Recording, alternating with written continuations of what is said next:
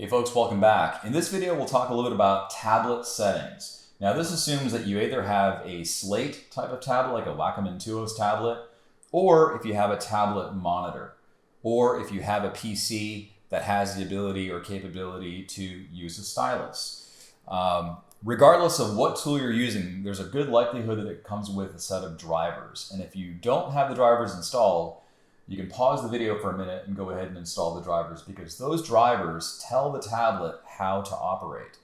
And I'm on a Mac here, so if I go into my system preferences and I go under Wacom tablet, I can see that there are some settings that I can adjust to control how responsive the pen is. And you'll only really know this when you actually open up Photoshop or any other drawing tool for that matter, and you start testing your drawing out. So for example, you can customize the tip feel. You can customize how the eraser works. Basically, this is just a glorified pencil that works with pixels as opposed to lead. If you have a slate type of tablet, I've got those drivers installed as well. What you'll want to do is you'll want to make sure that when you go under mapping, like I have a multi-monitor display at home, but if you only have one display, you will see that the tablet is mapped to just one display. But if you have multiple displays, you want to make sure that the screen area is set to monitor 1, and you want it to go ahead and fill up that entire monitor. So that allows you to draw with a more one-to-one ratio as opposed to drawing across multiple displays. It's just not practical to do that. So definitely check that out. If you're working off of an iPad or an Android tablet or another device, there are some driver settings that are available for that. Usually within the application packages themselves, like programs like Procreate, I believe, have the ability to where you can tweak the pressure curves. Now, to talk a little bit more about that, it's like there's something that is really important called tip feel. And this has to do with the pressure that you exert when you're actually making a mark on your tablet.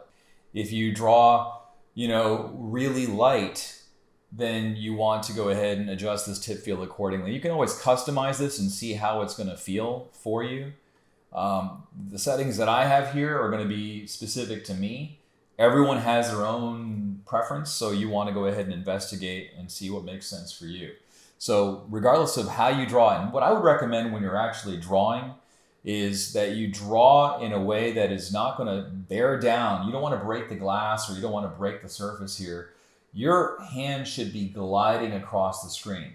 And one of the things I will say is that if you look at my palm here, you want your palm to rest against the surface, whether it's the slate surface or a glass surface.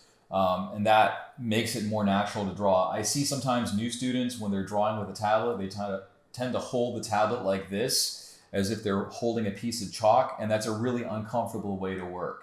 Now, the other thing too is that if you are drawing on a surface and you find that your hand tends to stick due to perspiration, or just, you can create some friction when you're moving your hand across the surface. I recommend these Smudge Guard gloves. You basically just put them on, and they are breathable fabric. You can get them for about $15, or you can probably make one, I would imagine.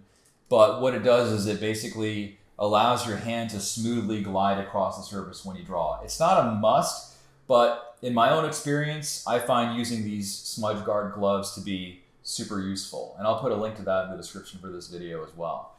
So that's a little bit about your tablet settings. Make sure that you install the driver. Make sure that it's properly mapped to where it is going to fit the size of the screen that you're working on. And then play around with the tip feel settings to make sure that the marks that you make require the exact amount of force based upon how you actually draw.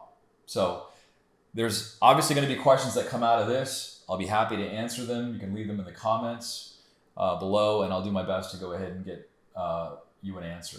As always, thanks for watching this video. In the next video, we'll talk about actually working with Photoshop and getting our feet wet with digital drawing.